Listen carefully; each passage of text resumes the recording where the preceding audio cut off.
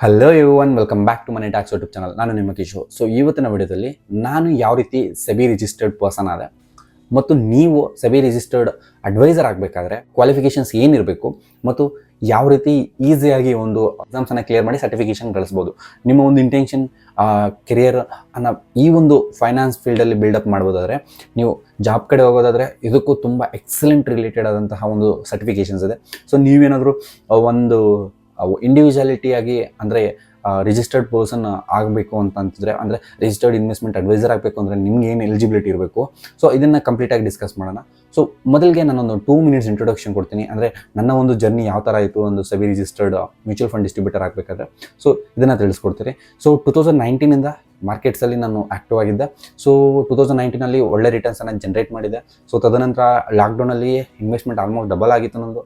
ಅಂದರೆ ಇನ್ವೆಸ್ಟ್ಮೆಂಟ್ ಯಾವ ರೀತಿ ಡಬಲ್ ಆಯಿತು ಅಂದರೆ, ಇನ್ವೆಸ್ಟ್ಮೆಂಟ್ 2020ಯಲ್ಲಿ ಏನು ಮಾರ್ಕೆಟ್ ಕ್ರ್ಯಾಶ್ ಆಗಿ ಮತ್ತೆ ಬೂಮ್ ಆಯಿತು. ಸೊ ಡೆಫಿನೆಟ್ಲಿ ನನ್ನ ಅಮೌಂಟು ಡಬಲ್ ಆಯಿತು.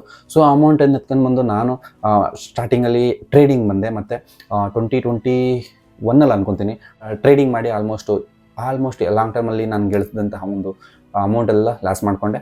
ಸೊ ತದನಂತರ ನಾನು ಈಗ ಅಟ್ ಪ್ರೆಸೆಂಟು ಈ ಒಂದು ಕಾರ್ಪಸ್ ಬಿಲ್ಡ್ ಮಾಡ್ತಿದ್ದೀನಿ. ಅಂದರೆ ಲಾಂಗ್ ಟರ್ಮ್ ಇನ್ವೆಸ್ಟ್ಮೆಂಟ್ ಮಾಡಿ ನನ್ನ ಒಂದು ಕಾರ್ಪಸನ್ನು ಬಿಲ್ಡ್ ಮಾಡ್ಕೊತಿದ್ದೀನಿ. ಇದು ನಾನು ಇನ್ವೆಸ್ಟ್ಮೆಂಟ್ ರಿಲೇಟೆಡ್, ಅಂದರೆ ನಾನೇನು ಇನ್ವೆಸ್ಟ್ಮೆಂಟ್ ಮಾಡಿದ್ದೀನಿ ಅಂತ. ಸೊ ಈಗ ನನ್ನ ಒಂದು ಜರ್ನಿ ಯಾವ ಥರ ಇತ್ತು ಅಂದರೆ, ಈ ಒಂದು ಫೈನಾನ್ಷಿಯಲ್ ಮಾರ್ಕೆಟ್ಸ್ಗೆ ನಾನು ಆ ಒಂದು 2019ಇಂದ ಆ್ಯಕ್ಟಿವ್ ಇದೆ. ಸೊ 2019ನಲ್ಲಿ ನನ್ನ PU ಸಮಥಿಂಗ್ 18ನಲ್ಲಿ ಮುಗೀತು. ಸೊ ಡಿಗ್ರಿಗೆ 19ಗೆ ಬ್ಯಾಂಗ್ಳೂರ್ ಬಂದೆ. ಸೊ ಬ್ಯಾಂಗ್ಳೂರಲ್ಲಿ ನಾನು ಡಿಗ್ರಿ ಅಂತ ಬಂದಿಲ್ಲ, ಆ್ಯಕ್ಚುಲಿ CA ಅಂತ ಬಂದಿದ್ದು. CA ಮತ್ತು ಡಿಗ್ರಿ ಎರಡೂ ಪ್ಯಾರಲಲ್ ಆಗಿ ಮಾಡ್ತಿದ್ದೆ. CA ಡ್ರಾಪ್ಔಟ್ ಮಾಡಿದೆ. So due to some personal reasons. ಅದಾದ ನಂತರ BCom ಅಲ್ಲಿ ನಾನು ಆ್ಯಕ್ಟಿವ್ ಆಗಿ ಕಂಪ್ಲೀಟ್ ಮಾಡಿದೆ. ಅದಾದ ನಂತರ ಆಟೋಮೆಟಿಕ್ಕಾಗಿ ನಮ್ಮ ಕಾಲೇಜಲ್ಲಿ ಕ್ಯಾಂಪಸ್ ಡ್ರೈವ್ ನಡೀತು. ಅದರಲ್ಲಿ ಒಂದು ಫೈನಾನ್ಷಿಯಲ್ ಬ್ರೋಕಿಂಗ್ ಕಂಪ್ನಿ ಬಂತು. ಸೊ ಆ ಒಂದು ಡಿಸ್ಟ್ರಿಬ್ಯೂಟರ್ ಅಂದರೆ ಅದು ಎಸ್ಪೆಷಲಿ ಅವ್ರು ಏನು ಡೀಲ್ ಮಾಡ್ತಾರೆ ಅಂದರೆ financial markets, mutual funds, insurance ಈ ರೀತಿಯಾದಂತಹ ಒಂದು ಸ್ಟಾಕನ್ನೆಲ್ಲ ಡೀಲ್ ಮಾಡ್ತಾರೆ. ಸೊ ಆ ಒಂದು ಕಂಪ್ನಿಯಲ್ಲಿ ಪ್ಲೇಸ್ ಆಯಿತು. ಸೊ ಅಲ್ಲಿ ಹೋದ ನಂತರ ನನಗೆ ಈ ಒಂದು ಸರ್ಟಿಫಿಕೇಷನ್ಸ್ ಬಗ್ಗೆ ಗೊತ್ತಿರಲಿಲ್ಲ. ಆ್ಯಕ್ಚುಲಿ ಹೇಳಬೇಕಾದ್ರೆ ಮೊದಲಿಗೆ ನನಗೇನು ಫಂಡಮೆಂಟಲ್ ಅನಾಲಿಸಿಸ್, ಲಾಂಗ್ ಟರ್ಮ್ಗೆ ಯಾವ ಥರ ಒಂದು ಸ್ಟಾಕ್ಸ್ನ ಹುಡುಕಬೇಕು ಅದನ್ನೆಲ್ಲ ಹುಡುಕಿ ನಾನು ಇನ್ವೆಸ್ಟ್ಮೆಂಟ್ ಮಾಡಿ ಅದೆಲ್ಲ ಮಾಡ್ತಿದ್ದೆ. ಸೊ ಇಲ್ಲಿ ಹೋದ ನಂತರ ನನಗೆ ಈ ಥರ ಸರ್ಟಿಫಿಕೇಷನ್ಸ್ ಇರುತ್ತೆ. ಸೊ ಈ ಸರ್ಟಿಫಿಕೇಷನ್ ಮಾಡಿಸಿದ್ರೆ ನಿಮಗೆ ಒಂದು ರಿಜಿಸ್ಟರ್ಡ್ ಪರ್ಸನ್ ಅನ್ನೋ ಒಂದು ಟ್ಯಾಗ್ ಬರುತ್ತೆ ಅಂತ ಹೇಳಿದ್ರು. ಸೊ ನೀವು ನೋಡ್ಬೋದು ನನ್ನ ಒಂದು ರಿಜಿಸ್ಟರ್ಡ್ ಲೈಸೆನ್ಸ್ ಥಿಂಗ್. ಸೊ ಇದು ಕಂಪ್ಲೀಟ್ ನನ್ನ ಒಂದು ಜರ್ನಿ. ಸೊ ಈ ಒಂದು ಸರ್ಟಿಫಿಕೇಷನ್ ಮಾಡಿದ್ದು ಅಷ್ಟೇ ತುಂಬ ಈಸಿಯಾಗಿ ಕಂಪ್ಲೀಟ್ ಮಾಡಿದೆ. ಯಾಕೆ ಅಂದರೆ ನನಗೆ ಆಲ್ರೆಡಿ ಒಂದು ಸ್ವಲ್ಪ ಫಂಡಮೆಂಟಲ್ ಅನಾಲಿಸಿಸ್ ಇತ್ತು, ಅಥವಾ ಕಂಪ್ಲೀಟ್ ಬೇಸಿಕ್ಸ್ ಏನಿತ್ತು ಮಾರ್ಕೆಟ್ಸ್ ರಿಲೇಟೆಡ್ ಅದು ಐಡಿಯಾ ಇತ್ತು. ಸೊ ಈ ಒಂದು ಸರ್ಟಿಫಿಕೇಷನ್ ಬಂದುಬಿಟ್ಟು ನಿಮಗೆ ಬರೀ ಮ್ಯೂಚುವಲ್ ಫಂಡ್ಸ್, ಇದು ನಾನು ಮಾಡಿರೋದು ಮ್ಯೂಚುವಲ್ ಫಂಡ್ ಡಿಸ್ಟ್ರಿಬ್ಯೂಟರ್ ಸರ್ಟಿಫಿಕೇಷನು. ಇದು ಆ್ಯಂಫಿ ಕೊಡುತ್ತೆ, ಬಟ್ ಎಕ್ಸಾಮ್ ಕಂಡಕ್ಟ್ ಮಾಡೋದು ಬಂದುಬಿಟ್ಟು NISM. ಸೊ ಇದರ ಒಂದು ಅಥಾರಿಟಿ ಯಾರಿಗಿರುತ್ತೆ ಅಂದರೆ ಸೆಬಿಗಿರುತ್ತೆ.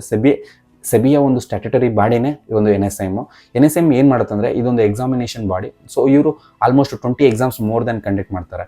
ಸೊ ಇದೇ ರಿಲೇಟೆಡ್ ಮಾರ್ಕೆಟಲ್ಲಿ ಇನ್ನೊಂದು ಕೋರ್ಸಸ್ಸು ಇದೆ NSCಯಿಂದ. ಇವರು ಸಹ ಎಕ್ಸಾಮ್ಸನ್ನು ಕಂಡಕ್ಟ್ ಮಾಡ್ತಾರೆ. ಬಟ್ ಅವರು ಮಾಡುವಂತಹ ಎಕ್ಸಾಮ್ಸ್ಗಿಂತ ಸೆಬಿ ಕಂಡಕ್ಟ್ ಮಾಡುವಂತಹ ವೈಟೇಜೇ ಜಾಸ್ತಿ. ಪ್ರತಿಯೊಂದು ಕಂಪನಿ ಅಥವಾ ನೀವೇನಾದರೂ ಜಾಬ್ಗೆ ಹೋಗೋಂಗಿದ್ರೆ, ಸೊ ಕಂಪ್ನಿಯವರು ನಿಮಗೆ ಸೆಬಿ ರಿಜಿಸ್ಟರ್ಡ್ ಇದ್ದರೆ ಒಂದು ಸ್ವಲ್ಪ ವೈಟೇಜ್ ನಿಮ್ಗೆ ಒಂದು 10% ಜಾಸ್ತಿ ಇರ್ಬೋದು. ಸೊ ನಾನೇನು ಸಜೆಸ್ಟ್ ಮಾಡ್ತೀನಿ ಅಂದರೆ ಸೆಬಿ ಕಡೆಯಿಂದ ನೀವು ಈ ಏನು NISM ಅಂತಿದೆ, ಸೊ ಇದ್ರ ಕಡೆಯಿಂದ ಬರುವಂತಹ ಒಂದು ಎಕ್ಸಾಮ್ಸನ್ನು ನೀವು ಬರೆದು ಸರ್ಟಿಫಿಕೇಷನನ್ನು ಪಡೀರಿ ಅಂತ ಹೇಳ್ತೀನಿ.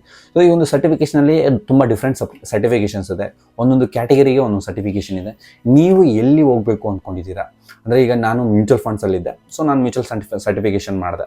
ಸೊ ನೀವೇನಾದರೂ ಈಕ್ವಿಟಿ ಅಥವಾ ಟ್ರೇಡಿಂಗ್ ರಿಲೇಟೆಡ್ ಇದ್ದೀರಾ ಅಂದರೆ ಅದಕ್ಕೊಂದು ಸರ್ಟಿಫಿಕೇಷನ್ ಇರುತ್ತೆ. ಸೊ ನೀವೇನಾದರೂ ಲಾಂಗ್ ಟರ್ಮ್ ಇನ್ವೆಸ್ಟ್ಮೆಂಟ್ ಅಂದರೆ ಇನ್ವೆಸ್ಟ್ಮೆಂಟ್ ಅಡ್ವೈಸರ್ ಎಲ್ಲಿದೆ ಅಂದರೆ ಅವ್ರಿಗೊಂದು ಸ್ವಲ್ಪ ಇದಿರುತ್ತೆ, ಅಂದರೆ ಸರ್ಟಿಫಿಕೇಷನ್ ಇರುತ್ತೆ. ಸೊ ಈ ರೀತಿಯಾದಂಥ ಸರ್ಟಿಫಿಕೇಷನ್ಸ್ ಇರುತ್ತೆ. ನಿಮಗೆ ಎಂಟ್ರೆನ್ಸ್ ಫೀಸ್ ಅಂತೂ ಆಲ್ಮೋಸ್ಟ್ ಒಂದು 6,000 ಒಳಗಡೆ ಇರುತ್ತೆ. ಆವ್ರೇಜ್ ಆಗಿ ಮ್ಯೂಚುವಲ್ ಫಂಡ್ ಸರ್ಟಿಫಿಕೇಷನು, ರಿಸರ್ಚ್ ಅನಲಿಸ್ಟ್ ಸರ್ಟಿಫಿಕೇಟ್ಗೂ ಮತ್ತು ಈಕ್ವಿಟಿ ಆ್ಯಂಡ್ ಡಿರೈವೇಟಿವ್ ರಿಲೇಟೆಡ್ ಏನಿದೆಯೋ, ಸೊ ಇದಕ್ಕೆ ಮಾತ್ರ ನಿಮಗೆ 2,000 rupees ಸಮಥಿಂಗ್ ಇರುತ್ತೆ, ಬಿಟ್ವೀನ್ 2,000 to 1,500 ರಿಲೇಟೆಡ್. ಸೊ ಈ ಒಂದು ಎಕ್ಸಾಮ್ಸ್ ಯಾವಪ್ಪ ಅಂದರೆ, ಮೊದಲನೇದಾಗಿ ನಾನು ಮ್ಯೂಚುವಲ್ ಫಂಡ್ಸ್ದೇ ಹೇಳ್ತೀನಿ.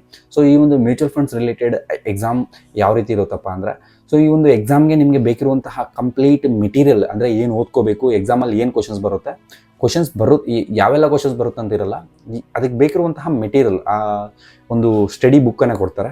ಸೊ ಆ ಕರಿಕ್ಯುಲಮನ್ನು ನೀವು ಓದ್ಕೊಂಡ್ರೆ ನಿಮಗೆ ಕಂಪ್ಲೀಟ್ ಈ ಒಂದು ಎಕ್ಸಾಮ್ ರಿಲೇಟೆಡು ಸಿಲೆಬಸ್ ಏನಿದೆ ಕಂಪ್ಲೀಟ್ NISM ವೆಬ್ಸೈಟಲ್ಲಿ ಇರುತ್ತೆ. ನಿಮಗೆ ಸ್ಟಡಿ ಮೆಟೀರಿಯಲಿಂದ ಎಕ್ಸಾಮ್ಗೆ ಅಪ್ಲಿಕೇಶನ್ ಹಾಕೋದ್ರಿಂದ ಹಿಡಿದು ಪ್ರತಿಯೊಂದು ಸಹ NISM ಒಂದು ವೆಬ್ಸೈಟಿಂದಾನೆ.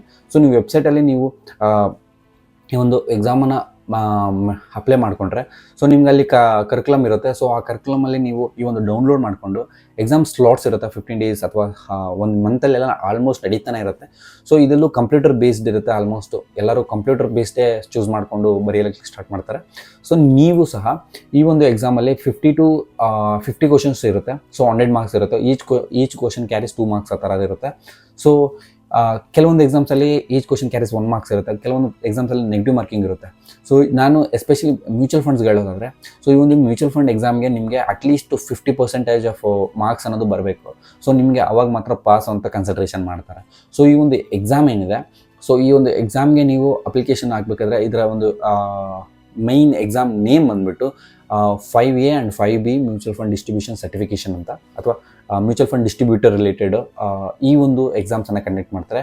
5A ಅಥವಾ 5B ಎರಡರಲ್ಲಿ ಯಾವುದಾದ್ರೂ ಬರೆದು ನಿಮಗೆ ಎಲಿಜಿಬಿಲಿಟಿ ಇರುತ್ತೆ. ಈ ಒಂದು ಎಕ್ಸಾಮ್ಸು ನಿಮಗೆ almost mutual funds related concepts ಗೊತ್ತಿದ್ರೆ ಸಾಕು. ಏನಂದರೆ ಯೂನಿಟ್ ಅಂದರೆ ಏನು, ಅಥವಾ ಫಂಡ್ ಅಂದರೆ ಏನು, ಅಂದರೆ what you mean by mutual fund ಅಂದರೆ ಏನು, ಮತ್ತು ಅದರಲ್ಲಿರುವಂತಹ in depth analysis types of funds, ಅಂದರೆ ಯಾವ ಥರ ಮ್ಯೂಚುವಲ್ ಫಂಡ್ಸ್ ಇರುತ್ತೆ, ಡೆಟ್ ಫಂಡ್ಸಲ್ಲಿ ಎಷ್ಟು ಕ್ಯಾಟಗರಿ ಇರುತ್ತೆ, ಸೊ ಡೆಟ್ ಮತ್ತು ಈ ಒಂದು ಹೈಬ್ರಿಡ್ ಫಂಡ್ಸ್ ಅಂದರೆ ಏನು, ಮ್ಯೂಚುವಲ್ ಫಂಡ್ಸ್ ಅಂದರೆ ಏನು, ಅಥವಾ ಮಲ್ಟಿ ಅಸೆಟ್ ಫಂಡ್ ಅಂದರೆ ಏನು, ಮತ್ತು large cap, mid cap, small cap, ಅದರಲ್ಲಿ ಪರ್ಸಂಟೇಜಸ್ಸು ಎಷ್ಟು ಇನ್ವೆಸ್ಟ್ಮೆಂಟ್ ಮಾಡ್ತಾರೆ, ಸೊ ಆ ಎಲಿಜಿಬಿಲಿಟಿ, ಮತ್ತು ಕೆಲವೊಂದು ರೇಷಿಯೋಸ್ ಇರುತ್ತೆ, ಆ ರೇಷಿಯೋಸು. ಸೊ ಈ ಒಂದು ಕಂಪ್ಲೀಟ್ ಡೀಟೇಲ್ಸ್ ನಿಮಗೆ ಐಡಿಯಾ ಇದ್ದರೆ ನೀವು ಈ ಒಂದು ಎಕ್ಸಾಮನ್ನು ಈಸಿಯಾಗಿ ಕಂಪ್ಲೀಟ್ ಮಾಡ್ಬೋದು. ಇದು ನಿಮಗೆ ಮ್ಯೂಚುವಲ್ ಫಂಡ್ ರಿಲೇಟೆಡು. ಸೊ ಈ ಒಂದು ಎಕ್ಸಾಮ್ಗೆ ಅಪ್ಲೈ ಮಾಡ್ಕೋಬೇಕಾದ್ರೆ NISM ಪೋರ್ಟಲಲ್ಲಿ ಅಪ್ಲೈ ಮಾಡ್ಕೋಬೋದು. ಸೊ ನೀವು ಈ ಸ್ಕ್ರೀನ್ ನೋಡ್ತಿದ್ರಲ್ಲ, ಈ ಕಡೆ ನಿಮಗೆ NISM ರಿಲೇಟೆಡು ವೆಬ್ಸೈಟ್ ತೋರಿಸ್ತಿರ್ತೀನಿ. ಸೊ ಆ ವೆಬ್ಸೈಟ್ ಪ್ಲೇಸಲ್ಲಿ ನೀವು ಹೋಗಿ ಅಪ್ಲೈ ಮಾಡಿಕೊಂಡು 15 days ಒಳಗಡೆ ನಿಮಗೆ ಇಮಿಡಿಯೇಟಾಗಿ ಮೋರ್ ದೆನ್ 1 week ರಿಲೇಟೆಡ್ ನಿಮಗೆ ಅಪಾಯಿಂಟ್ಮೆಂಟ್ಸ್ ಇರುತ್ತೆ. ಅಂದರೆ appointments kind of exams slots ಇರುತ್ತೆ. ಸೊ ನೀವು ಅಲ್ಲಿ ಹೋಗಿ ಬರೆದು ಈಸಿಯಾಗಿ ಪಾಸ್ ಆಗ್ಬೋದು. ಇನ್ನು ಎರಡನೇ ಎಕ್ಸಾಮ್ ಬಂದುಬಿಟ್ಟು equity and derivative related. So ಇದನ್ನು ಸೀರೀಸ್ 8 ಅಂತಲೂ ಕರೀತಾರೆ, ಸೀರೀಸ್ 8 ಎಕ್ಸಾಮ್ ಅಂತ ಕರೀತಾರೆ. ಸೊ ಈ ಒಂದು ಸೀರೀಸ್ 8 ಎಕ್ಸಾಮ್ ಬರೆದ್ರೆ ನಿಮಗೆ ಈ ಒಂದು ಟ್ರೇಡಿಂಗ್ ರಿಲೇಟೆಡ್ ಏನು ಆಲ್ಗೋ ಪ್ರಿಪೇರ್ ಮಾಡ್ತಿರ್ತಾರೆ, ಅಥವಾ ಈ ಟ್ರೇಡಿಂಗ್ ರಿಲೇಟೆಡ್ ಕೆಲವೊಂದು ಬೋರ್ಡ್ಸ್ ಇರುತ್ತೆ. ಸೊ ಆ ಒಂದು ಬೋರ್ಡ್ಸ್ನ ಇಂಜಿನಿಯರ್ಸ್ ಇರ್ತಾರೆ. ಸೊ ಆ ಇಂಜಿನಿಯರ್ಸ್ ಅವರು ಈ ಒಂದು ಎಕ್ಸಾಮನ್ನು ಬರೀಬೋದು. ಆ ಬೋಟ್ ಏನು ಈಗ ಬೋಟ್ ಅಂತಿರುವಲ್ಲ, ಸೊ ಅಂತಹ ಒಂದು ಪ್ರೊಫೆಷನಲ್ಸು ಸಹ ಈ ಒಂದು ಎಕ್ಸಾಮನ್ನು ಬರೆದು ಅವರು ಕ್ಲಿಯರ್ ಮಾಡಿಕೊಂಡು ಒಂದೇ ಒಳ್ಳೆಯ ರೀತಿಯಾದಂತಹ ಒಂದು ಅಪರ್ಚುನಿಟಿ ಬ್ರೋಕರೇಜ್ ಕಡೆಯಿಂದ ಪಡಿಬೋದು. ಅಂದರೆ ಬ್ರೋಕರೇಜ್ ಫರ್ಮ್ಸ್ ಕಡೆಯಿಂದ ಇವರು ಸಹ ಪಡಿಬೋದು. ನಾವು ಸಹ ಈ ಒಂದು NISM ಎಕ್ಸಾಮಲ್ಲಿ ಸೀರೀಸ್ 8 ಎಕ್ಸಾಮನ್ನು ಬರೆದರೆ ನಿಮಗೆ ಇದ್ರ ರಿಲೇಟೆಡ್ ಒಂದು ಸರ್ಟಿಫಿಕೇಷನ್ ಬರುತ್ತೆ. ಸೊ ಇದರಲ್ಲೂ ಸಹ ನೀವು ಇಂಡಿವಿಜುವಲ್ ಆಗಿ ಟ್ರೇಡಿಂಗ್ ರಿಲೇಟೆಡ್ ನನಗೆಷ್ಟು ಗೊತ್ತು, ಅಥವಾ ನಾನೀಗ ಆಲ್ರೆಡಿ ಟ್ರೇಡಿಂಗ್ ಮಾಡಿದ್ದೀನಿ, ಸೊ ಅದು ನನಗೆ ಎಷ್ಟು ಮಟ್ಟಕ್ಕೆ ಐಡಿಯಾ ಇದೆ ಅನ್ನೋದು ರಿಲೇಟೆಡು ನಿಮಗೆ ಈ ಒಂದು ಎಕ್ಸಾಮಲ್ಲಿ ತಿಳ್ಕೊಬೇಕು ಅಂದ್ರೂ ಸಹ ತಿಳ್ಕೊಬೋದು. ಅಥವಾ ನೀವು ಸರ್ಟಿಫಿಕೇಷನ್ ಮಾಡಿಕೊಂಡು ಯಾವುದಾದ್ರೂ ಒಂದು ಸೆಬಿ ರಿಜಿಸ್ಟರ್ಡ್ ಅಂಡರ್, ಅಂದರೆ ಸೆಬಿ ರಿಜಿಸ್ಟರ್ಡ್ ಒಬ್ಬ ಪರ್ಸನ್ ಇರ್ತಾರೆ, ಅವ್ರ ಅಂಡರಲ್ಲೂ ಕೆಲಸ ಮಾಡೋಕ್ಕೂ ಸಹ ಇರುತ್ತೆ. ಸೊ ಇದಕ್ಕೆ ಜಾಬ್ ಫೋಕಸ್ ತುಂಬಾ ಕಮ್ಮಿ ಇರುತ್ತೆ. ಈ ಒಂದು ಎಸ್ಪೆಷಲಿ ಸೀರೀಸ್ 8ಗೆ ಇಂಡಿವಿಜುವಲ್ ಆಗಿ ನಾವು ವರ್ಕ್ ಮಾಡ್ಕೋಬೋದು. ಸೊ ಟ್ರೇಡಿಂಗ್ ರಿಲೇಟೆಡ್ ಸೊ ನಾವು ಪರ್ಸ್ನಲ್ ಆಗಿ ವರ್ಕ್ ಮಾಡ್ಕೋಬೋದು, ಮತ್ತು ನೀವು ಯಾರಾದರೂ ಒಬ್ಬ ಅಂಡರ್ ಕೆಳಗಡೆ like already existing SEBI registered RIA ಇರ್ತಾರೆ. ಸೊ ಅವ್ರ ಕೆಳಗಡೆನೂ ಸಹ ಕೆಲಸ ಮಾಡಲಿಕ್ಕೆ ಇದರಲ್ಲಿ ಫೋಕಸ್ ಜಾಸ್ತಿ ಇರುತ್ತೆ. ತುಂಬಾ ಜಾಸ್ತಿ ಫೋಕಸ್ ಜಾಬ್ ರಿಲೇಟೆಡ್ ಅಂದರೆ ನೀವು ಮ್ಯೂಚುವಲ್ ಫಂಡ್ ರಿಲೇಟೆಡ್. ಯಾಕೆಂದರೆ ಮ್ಯೂಚುವಲ್ ಫಂಡ್ ಇಂಡಸ್ಟ್ರಿ ಈಗ ತುಂಬಾ ದೊಡ್ಡದಿದೆ. ಸೊ ಇದಕ್ಕೆ ಕಂಪ್ಲೀಟಾಗಿ ಡಿಸ್ಟ್ರಿಬ್ಯೂಟರ್ಸ್ ಬೇಕಾಗೋತಾರೆ. ಅಂದರೆ ಡಿಸ್ಟ್ರಿಬ್ಯೂಟರ್ಸ್ ಲೈಕ್ ಮ್ಯೂಚುವಲ್ ಫಂಡ್ಸ್ನ ಸೇಲ್ ಮಾಡುವಂತಹ ಒಬ್ಬ ಪರ್ಸನ್. ಸೊ ಸೇಲ್ ಅಂದರೆ ಈ ಮ್ಯೂಚುವಲ್ ಫಂಡ್ಸ್ನ ಸೇಲ್ ಮಾಡೋಂಗಿಲ್ಲ, ಆ್ಯಕ್ಚುಲಿ ಅಡ್ವೈಸ್ ಮಾಡ್ತಾರೆ. ಸೊ ಇಷ್ಟ ಆದವ್ರು ಬೈ ಮಾಡ್ತಾರೆ, ಇಲ್ಲಂದೇ ಇಲ್ಲ ಆ ಥರ.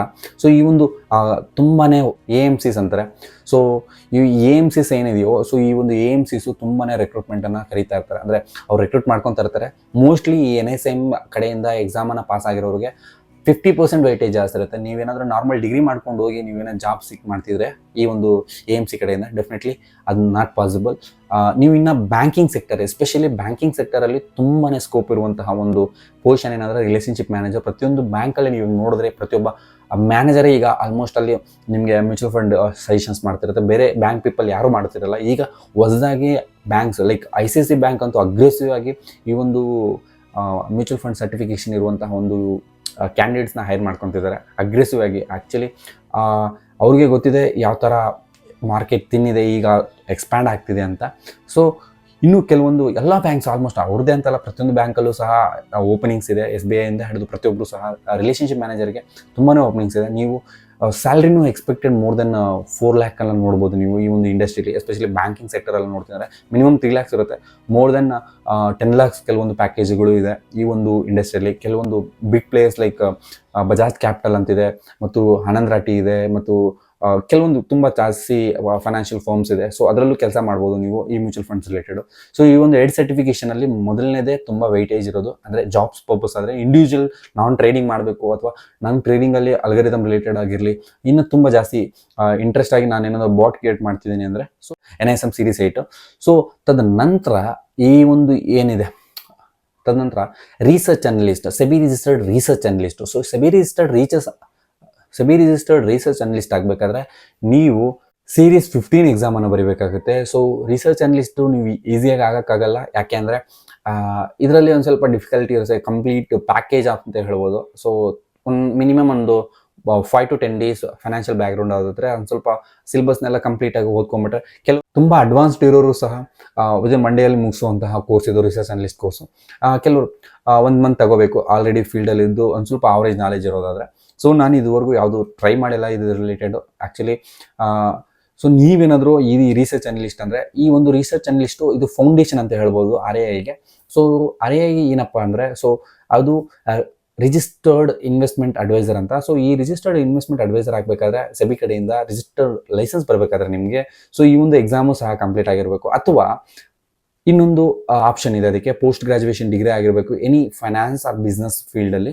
ಸೊ ಅದ್ರ ಮೇಲೆ ಸಹ ನಾವು ಅಪ್ಲೈ ಮಾಡಿಕೊಂಡು ನಾವು ಮಿನಿಮಮ್ ಒಂದು 5 years, in case first graduation ಆಗಿಲ್ಲ ಅಂದರೆ 5 years ಆಫ್ ವರ್ಕ್ ಎಕ್ಸ್ಪೀರಿಯನ್ಸ್ ಇರಬೇಕು ಫೈನಾನ್ಷಿಯಲ್ ಫೀಲ್ಡಲ್ಲಿ.